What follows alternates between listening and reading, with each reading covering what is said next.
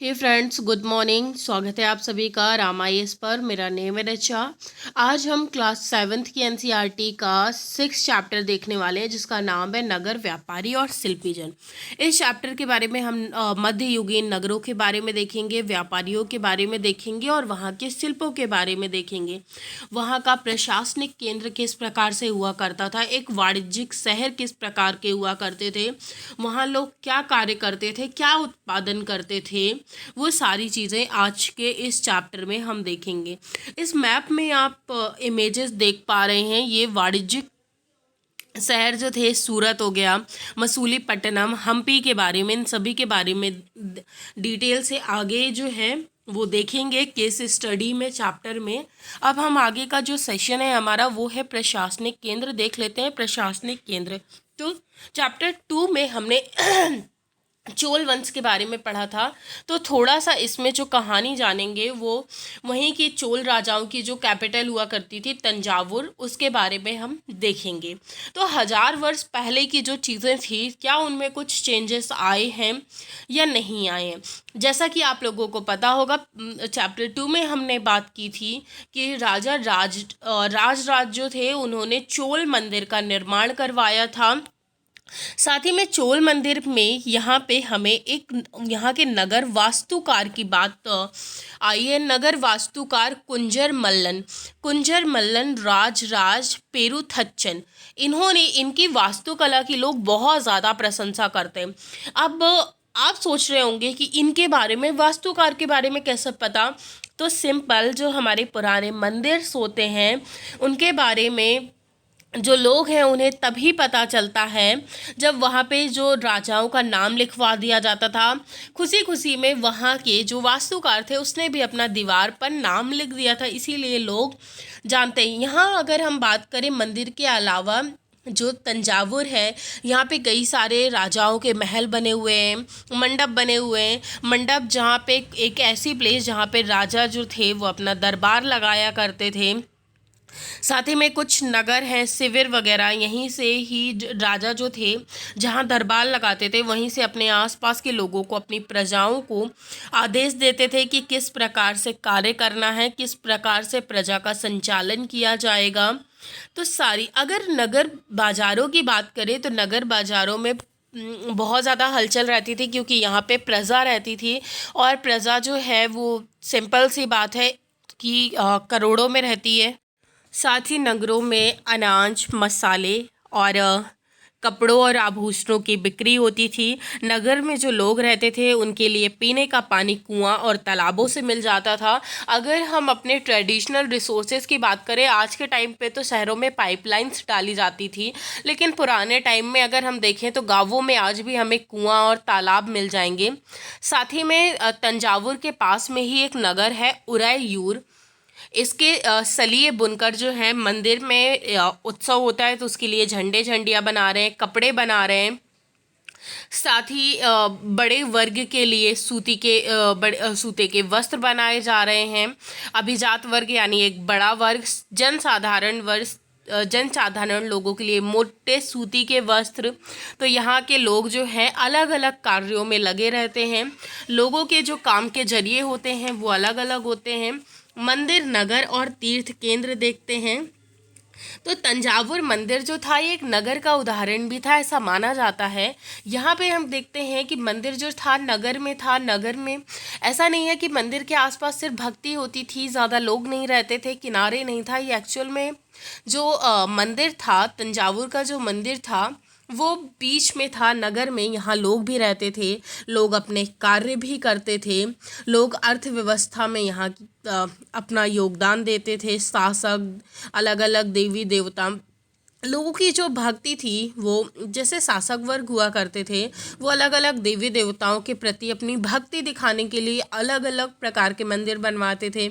जैसे हम देखते हैं, आपको दुर्गा माँ का भी मंदिर मिलेगा, लक्ष्मी जी का भी मंदिर मिलेगा, सरस्वती जी। तो अलग अलग जितने भी हमारे देवी देवता थे, उतने आपको सभी प्रकार से अपनी भक्ति भाव दर्शाने के लिए लोग जो थे उसमें मंदिर बनवाते थे, पुजारी पूजा करते थे, लोग जो थे वो भजन वगैरह कराते थे।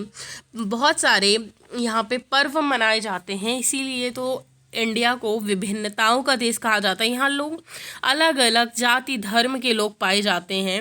अब यहाँ पे हम बात कर लेते हैं कि उस टाइम पे जो मूर्तियाँ थीं मध्यकालीन युग में, वो मूर्तियाँ किस प्रकार से बनाई जाती थी। तो कांसा तो पहली बात एक मिश्र कांसे की मूर्तियाँ, बहुत सारी जो आपने मूर्तियाँ सुनी होंगी वो कांसे की मूर्तियाँ सुनी होंगी। तो कांसा जो होता है वो एक मिक्स्ड धातु होता है जो तांबे और टिन को मिला करके बनाया जाता है। तांबे और टिन को गला के बनाया जाता है। तो इसमें जो है वो घंटा धातु में जो टिन का रेशियो होता था वो थोड़ा सा ज़्यादा होता था, जिससे कि क्या है, ये रीज़न ये होता था कि टिन की मात्रा जो है वो इसलिए ज़्यादा मिलाई जाती थी ताकि जो जब भी इसमें से मूर्तियों से घंटे जैसी ध्वनि उत्पन्न हो सके।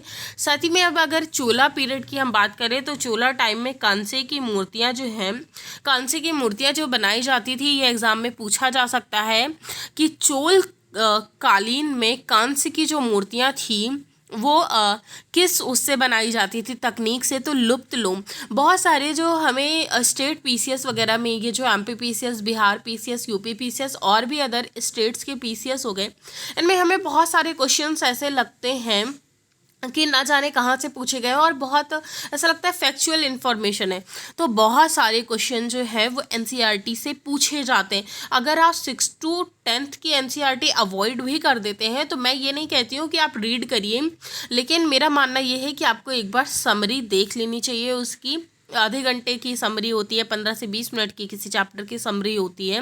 और 11th और 12th की जो एनसीईआरटी है वो बहुत अच्छे से करना चाहिए। बहुत सारे लोग नहीं बताते हैं, लेकिन मेरा मानना ये है कि वहाँ से प्री में तो क्वेश्चंस डेफिनेटली पूछे ही जाते हैं, लेकिन मेंस में भी स्ट्रक्चर्ड क्वेश्चंस वहाँ से पूछे जाते हैं।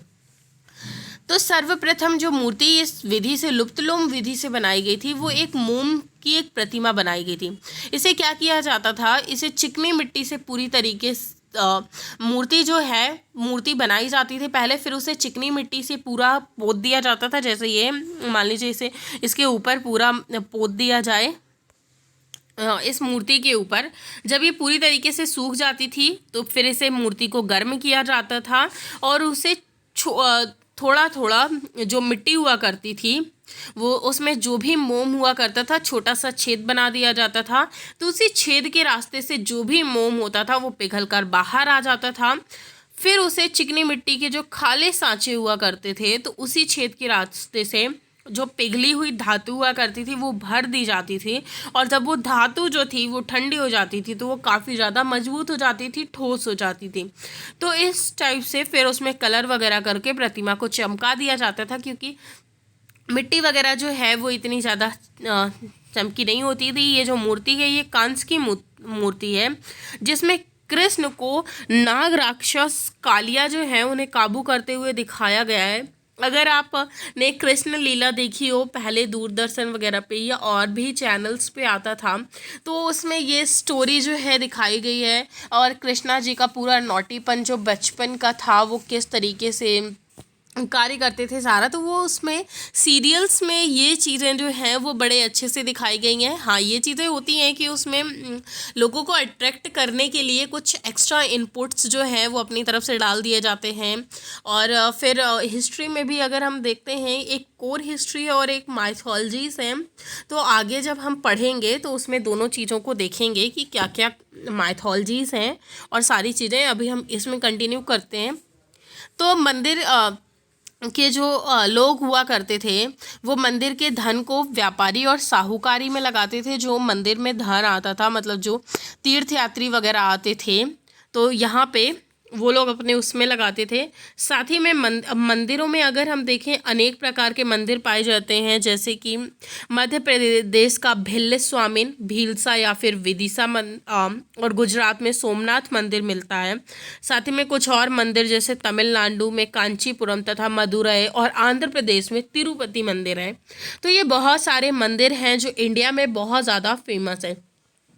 तीर्थ स्थलों का अपना ही अतीर्थ स्थल भी धीरे धीरे नगरों के रूप में विकसित हो गए हैं। पहले जो तीर्थ स्थल हुआ करते थे वो अलग टाइप से किनारे हुआ करते थे, लेकिन अब उनके आसपास भी नगर विकसित हो चुके हैं। वृंदावन की बात करें तो उत्तर प्रदेश और तिरुवंतमलाई तमिलनाडु, ये जो है ये ऐसे 2 एग्जाम्पल्स हैं यूपी और तमिलनाडु के जो टोटली नगरों के किनारे बसे हुए हैं। वहीं जो अजमेर मंदिर था राजस्थान का, ये 12वीं शताब्दी में चौहान राजाओं की राजधानी था। फिर आगे चलकर यहाँ पे मुगलों का शासन हो गया और ये वह सूबा जो है ये एक मुख्यालय बन गया। तो पहले उसके बाद हम यहाँ पे देखते हैं कि बहुत ही एक प्रसिद्ध संत हुआ करते थे, सूफी संत हुआ करते थे, ख्वाजा मोइनुद्दीन चिश्ती। ख्वाजा मोइनुद्दीन चिश्ती के बारे में हम चैप्टर 8 में देखेंगे। तो वो यहाँ आए, उन्होंने भी अपने व्यू दिए, यहाँ के लोग जो थे वो किस प्रकार से रहते थे। तो यहाँ के बारे में उन्होंने भी अपने ख्वाजा मोइनुद्दीन चिश्ती ने भी अपने व्यू रखे। अब छोटे नगरों का संजाल देखते हैं कि इसमें क्या कहानी है। यहाँ पे छोटे नगर भी हुआ करते थे। अगर हम 8वीं शताब्दी में देखें तो छोटे छोटे नगरों का विकास होता है। छोटे छोटे नगरे जो हैं, हो सकता है कि जो बड़े बड़े गांव हुआ करते थे, बड़े बड़े नगर, उनसे हुआ हो। यहाँ पे एक छोटी सी मंडी हुआ करती थी। पहले मंडी को मंडपिका कहा जाता था, लेकिन धीरे धीरे फिर इसे आम बोलचाल की भाषा में मंडी कहा जाने लगा। एक्चुअल में मंडपिका शायद जो है वो बड़ा बड़ा लगता रहा होगा। यहाँ पे दुकानें बाजार लगा करती थी जिन्हें हट कहा जाता था, बाद में इन्हें हाट कहा जाने लगा।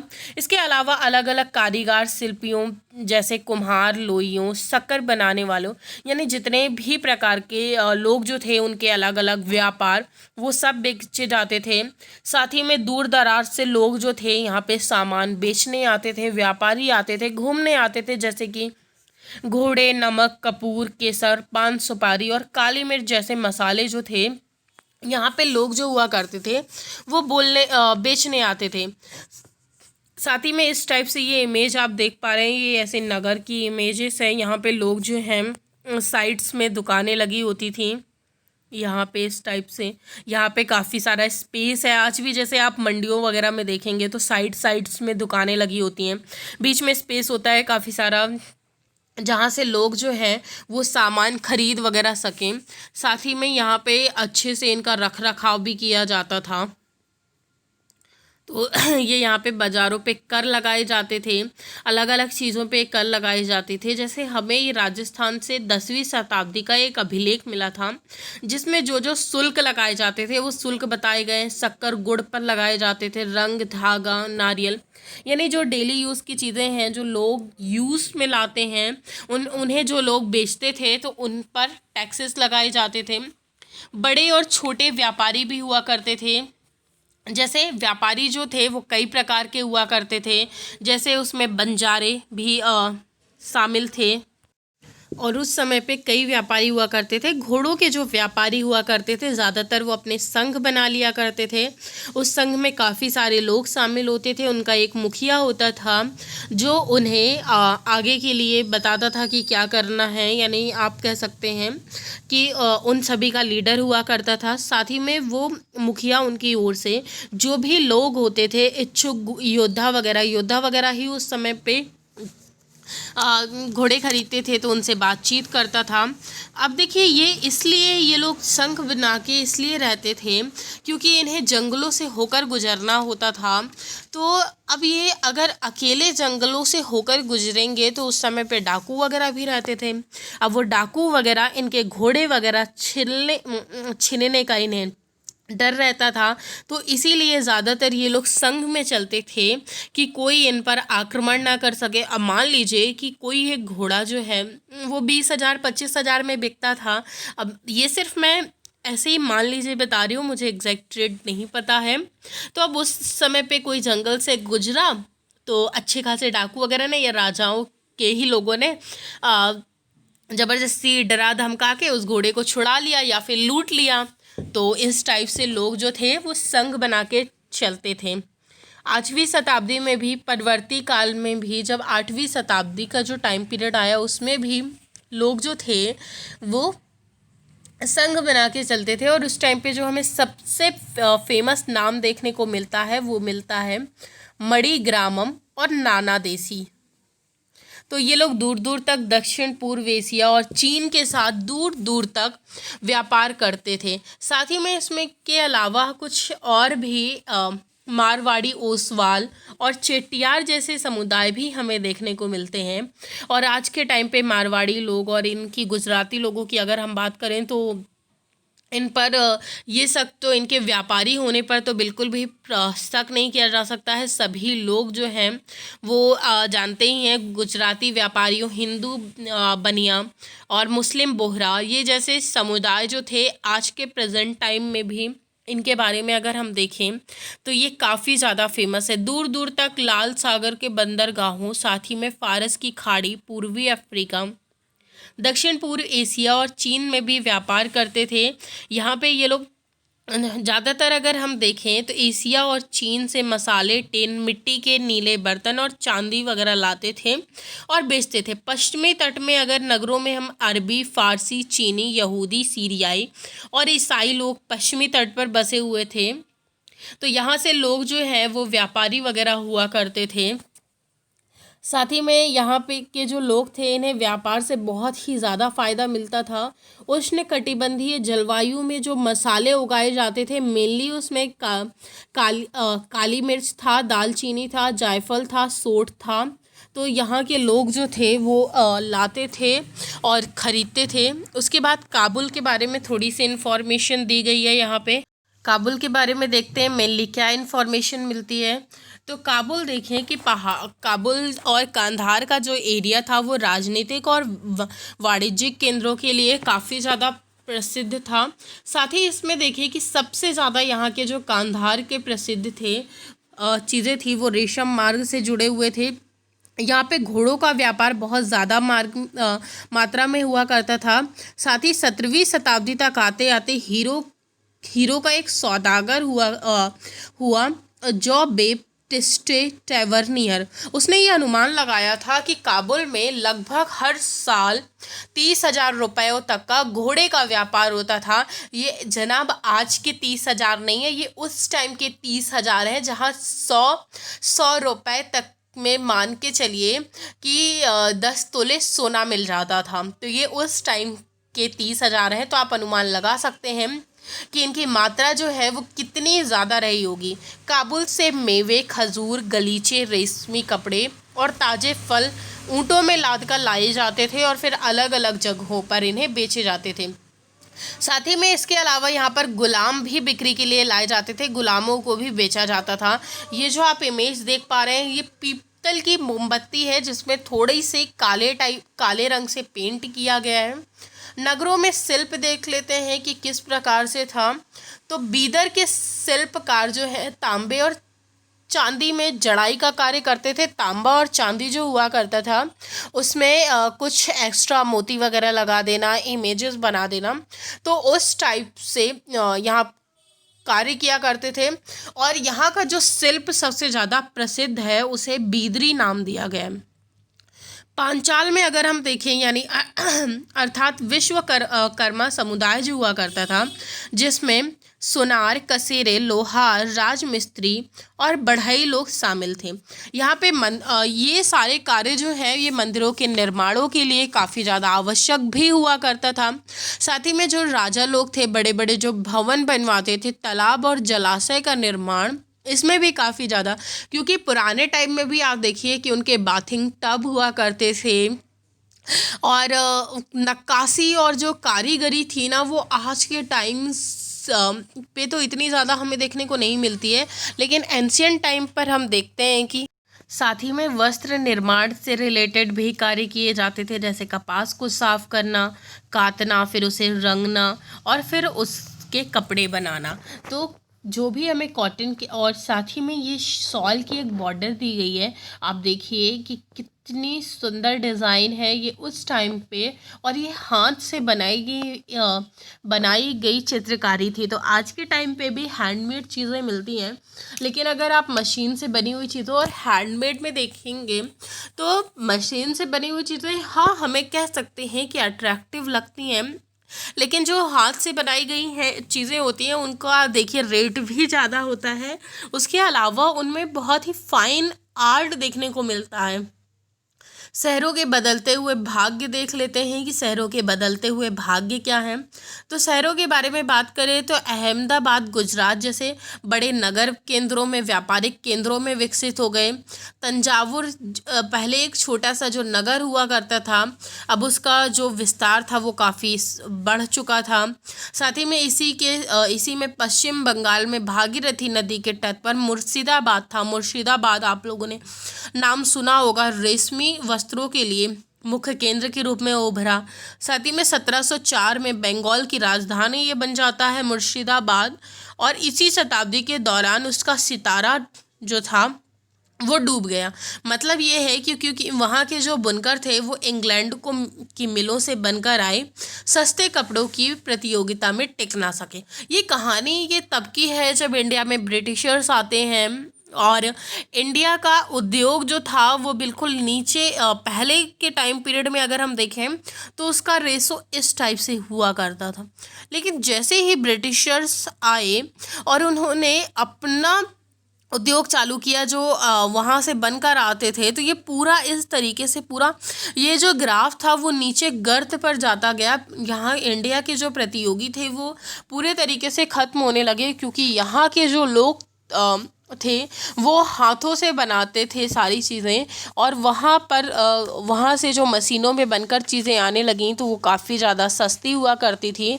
और इसी उसमें हम देखते हैं कि यहाँ की जो सारी चीज़ें थीं वो बिल्कुल भी मार्केट में टिक नहीं पाई।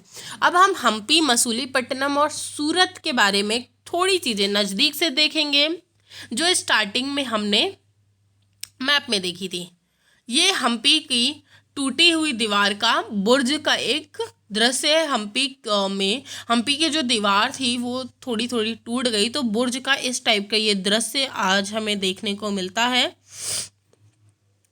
हम्पी की वास्तुकला का सौंदर्य देख लेते हैं। हम्पी नगर कृष्णा और तुंगभद्रा नदियों की घाटियों के किनारे स्थित है।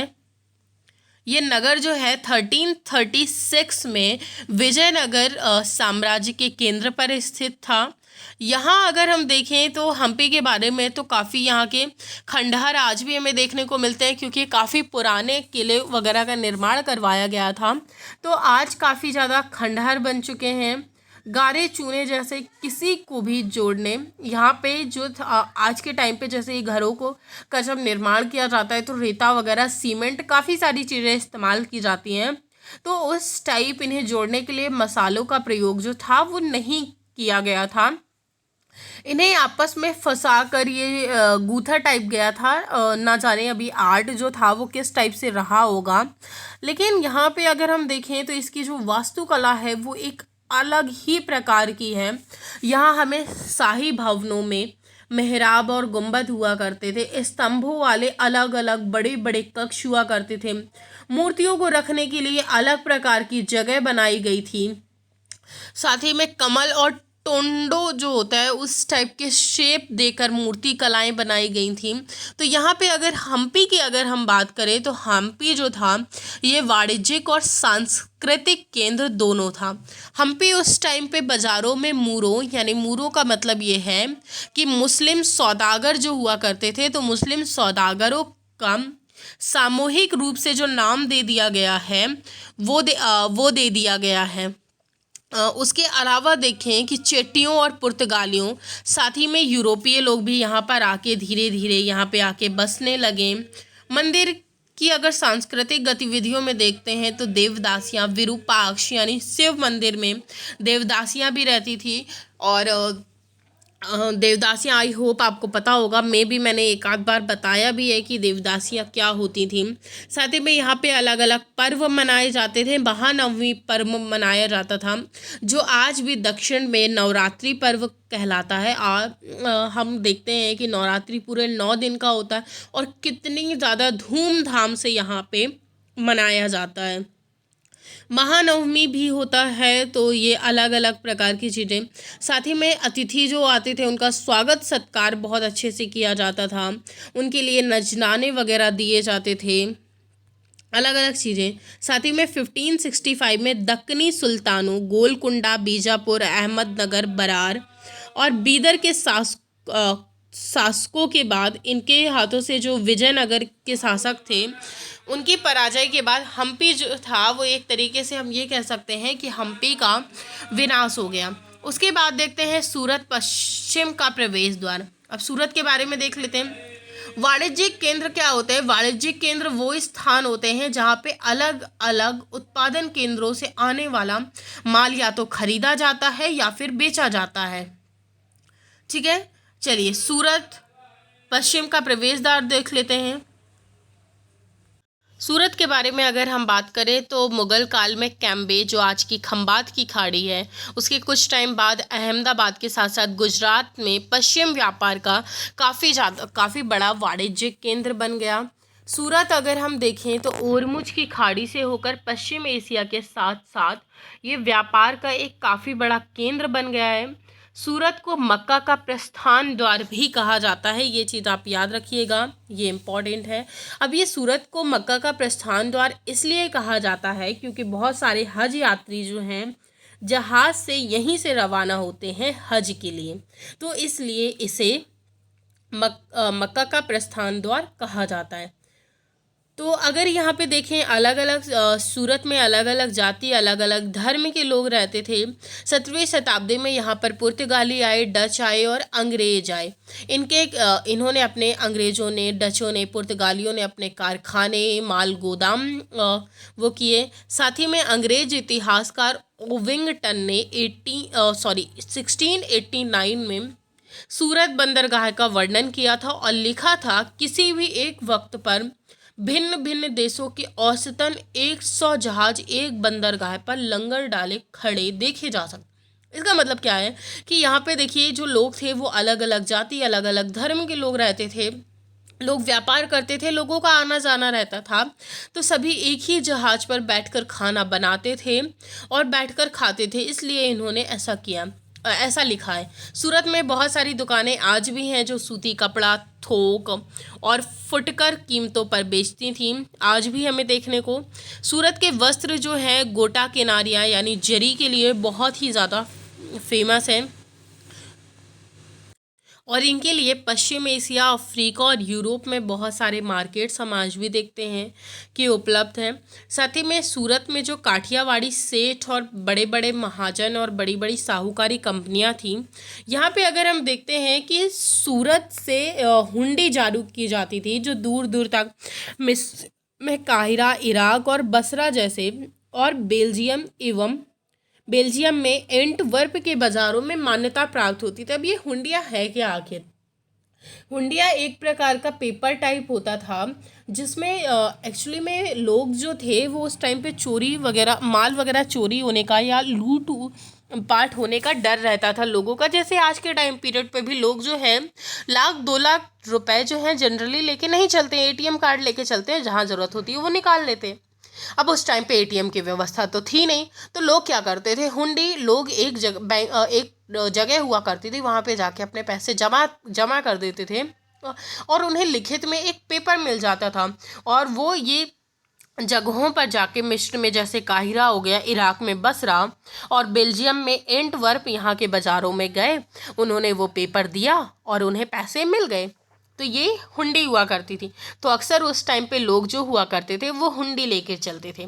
17वीं शताब्दी में अगर हम अंतिम वर्षों में सूरत देखें तो सूरत का काफ़ी सारा पतन हो चुका था।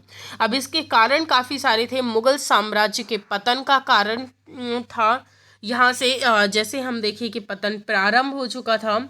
उसके अलावा उत्पादकता में हानि होने लगी थी। पुर्तगालियों द्वारा समुद्री मार्गों पर नियंत्रण कर लिया गया था, उनकी तो पुर्तगालियों की मेन नीति ही थी। उसके अलावा बम्बई, जो आज प्रेजेंट टाइम में मुंबई कहा जाता है, जहां से 1668 में अंग्रेज़ों ने ईस्ट इंडिया कंपनी को अपना मुख्यालय स्थापित कर लिया था, जो कि आज के तौर पे अगर हम देखते हैं कि महत्वपूर्ण एक वाणिज्यिक केंद्र बन चुका है। जोखिम भरा दौर, मसूलीपट्टनम के लिए चुनौती, ये इसलिए ऐसा लिखा हुआ है। मसूलीपट्टनम या फिर इसे मसूलीपट्टनम के साथ साथ मछलीपट्टनम भी कहा जाता है। ये नगर जो है ये कृष्णा नदी के किनारे बसा हुआ है। 17वीं शताब्दी में यहाँ पे अलग अलग प्रकार की गतिविधियाँ हुई, जैसे हॉलैंड और इंग्लैंड दोनों देशों कि ईस्ट इंडिया कंपनी ने मसूलीपट्टनम पर नियंत्रण स्थापित करने का पहला, याद भी होगा आपको, इनकी पहली कंपनी जो थी वो स्थापित हुई थी, क्योंकि तब तक आंध्र तट का सबसे महत्वपूर्ण पट्टनम जो था वो मसूलीपट्टनम या फिर मछलीपट्टनम बन चुका था। मसूलीपट्टनम का किला जो है ये हॉलैंड वासियों ने ही बनवाया था। तो ये मछुआरों का एक गरीब नगर, इसके बारे में कुछ ऐसी खास बातें नहीं हैं, तो इसे वो कर देते हैं। तो यहाँ पे ये चीज़ें आप याद रखिएगा। उसके अलावा गोलकोंडा और कुतुब शाही शासकों ने कपड़ों, मसालों और अन्य चीज़ों पर बिक्री करके शाही एकाधिकार स्थापित कर लिया था, जहाँ पे पूरे तरीके से, अगर हम व्यापार की पूरी तरीके से तकनीक जो देखें, वो पूरे तरीके से ईस्ट इंडिया कंपनी के द्वारा कंपनी के पास पूरी तरीके से जा चुका था। उसके अलावा हम देखें कि गोलकोंडा में कुलीन वर्ग जो था, फारसी सौदागर, तेलुगु कोमटी, चेट्टियार, यूरोपीय व्यापारियों, इनकी काफ़ी ज़्यादा घनी आबादी हुआ करती थी। लेकिन यहाँ पे हम देखते हैं कि इनके प्रतिनिधि जो थे वो भी पूरे तरीके से एक तरीके से समाप्त हो गए थे। पूरा जो प्रतिनिधित्व था वो 1686 और 1687 तक मुग़ल बादशाह औरंगजेब ने गोलकोंडा में मुग़ल साम्राज्य में मिला लिया था, जो गोलकोंडा नगर था। तो ये एक उस टाइम की महत्वपूर्ण घटना थी। अगर हम अंग्रेज़ों के बारे में बात करें तो औरंगजेब के टाइम पीरियड तक ये कुछ खास अपना प्रतिनिधित्व नहीं दिखा पाते, न स्थापित कर पाते, लेकिन उसके बाद औरंगजेब के बाद ऐसा माना जाता है कि मुग़ल काल जो था वो धीरे धीरे उसका पतन होने लगा था। तो यहीं से हम देखते हैं कि धीरे धीरे जो अंग्रेज़ थे उन्होंने अपना वर्चस्व स्थापित करना स्टार्ट कर दिया था। अब हम कंपनी के व्यापारी जैसे बम्बई, कलकत्ता और मद्रास चले गए थे, तो मसूलीपट्टनम अपने व्यापार और समृद्धि दोनों ही खो चुका था, क्योंकि यहाँ के जो व्यापारी थे वो बॉम्बे, कलकत्ता और मद्रास जा चुके थे। नए नगर और व्यापारी देख लेते हैं कि नए नगर और व्यापारियों की क्या कहानी है। तो 16वीं और 17वीं शताब्दियों तक अगर हम देखें तो यूरोप के देश व्यापारिक उद्देश्यों से मसालों और कपड़ों की तलाश में लगे हुए थे। तो यहाँ पे फिर धीरे धीरे हॉलैंड वासियों और फ्रांसीसियों ने पूर्व में पहले धीरे धीरे इन्होंने अपनी लोकप्रियता बढ़ाई, अपने कपड़े यहाँ पर बेचना स्टार्ट किए, काफ़ी सस्ते दामों पर बेचना स्टार्ट किए। काफ़ी सस्ते दामों पर बेचने का रीज़न ये था कि पहले जो इंडिया के मार्केट हैं उनका प्रभुत्व जो है वो समाप्त किया जाए, और फिर धीरे धीरे हम देखेंगे कि फिर धीरे धीरे उन्होंने वही चीज़ें काफ़ी महंगी तौर पर बेचना स्टार्ट कर दी। वस्त्रों जैसी वस्तुओं की मांग जो थी वो धीरे धीरे अधिकाधिक लोगों ने कताई, बुनाई, रंगाई, धुलाई आदि का धंधा जो था वो अपना लिया था, क्योंकि धीरे धीरे यहाँ की चीज़ें जो थी वो समाप्त हो रही थी। तो यहाँ पे अगर हम देखते हैं कि धीरे धीरे नए शिल्पकारों और नगरों में अगर हम देखें तो कुछ नई चीज़ें उत्पन्न हुई थी, कुछ पुरानी चीज़ें जो थी वो समाप्त हो रही थी। अब जैसे 18वीं शताब्दी में बम्बई, कलकत्ता और मद्रास के नगरों का उदय होता है, जो आज भी के टाइम पीरियड में भी अगर हम देख सकते हैं कि प्रमुख महानगर के रूप में आते हैं। शिल्प और वाणिज्य में काफ़ी बड़े चेंजेस आए। पहले जो बुनकर, कारीगर, सौदागर हुआ करते थे, इन्होंने कंपनियों द्वारा स्थापित जो नए नगर थे, जैसे ब्लैक टाउन और वाइट टाउन टाइप की जो नगर स्थापित किए गए थे, उनमें ये लोग शामिल हो गए। ब्लैक का मतलब ब्लैक टाउन जो थे वो ब्लैक टाउन देशी व्यापारियों और शिल्पकारों के लिए बनाए गए थे, और ये लोग जो थे ये ब्लैक टाउन तक ही सीमित थे। लेकिन जो वाइट टाउन थे, यानी जो गोरे शासकों ने मद्रास में सेंट फोर्ट जॉर्ज और कलकत्ता में फोर्ट सेंट विलियम में शानदार कोठियों में अपने आवास बनाए, जिनके बारे में हम अगले वर्ष पढ़ेंगे। तो ब्लैक टाउन क्लास 8th की एनसीईआरटी में ब्लैक टाउन, वाइट टाउन बहुत अच्छे से डिटेल में डिस्कस किया गया है, लेकिन यहाँ पे भी मैं बता देती हूँ, ब्लैक टाउन जो था वो इंडियंस के लिए था और ये वाइट टाउन में नहीं जा सकते थे। वास्को डिगामा और क्रिस्टोफर कोलंबस के बारे में हम ऑलरेडी डिटेल में पढ़ेंगे ही, तो इसके बारे में हम नहीं जानते हैं। इसके बारे में बस वही बताया गया है कि किस प्रकार से खोज वगैरह की गई। तो ये था हमारा चैप्टर। मिलेंगे आपसे नेक्स्ट चैप्टर में। तो तब तक अपने जो आपने रेजोल्यूशंस लिए हैं उन्हें प्राप्त करने के लिए छोटी छोटी कोशिशें करते रहिए, क्योंकि छोटी छोटी कोशिशों करने से ही बड़ी सफलताएं मिलती हैं। मिलेंगे नेक्स्ट वीडियो में आपसे। आज के लिए इतना ही रहने देते हैं। थैंक्स। ख्याल रखिए अपना, स्वस्थ रहिए, आबाद रहिए।